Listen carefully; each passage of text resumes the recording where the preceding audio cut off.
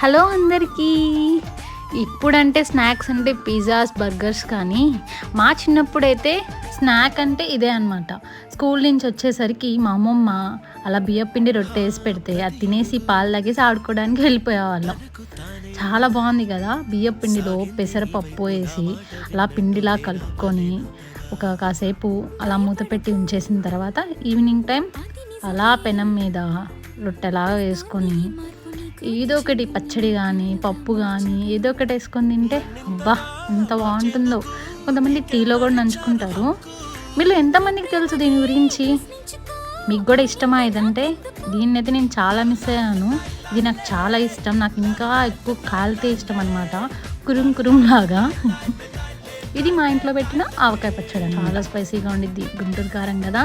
దీన్ని మనం ఉట్టిగా కూడా తిన్నా చాలా బాగుంటుంది అనమాట. మా అమ్మమ్మ అయితే ఇంకో రొట్టె వేసేస్తుంది. మీకు కూడా కావాలా?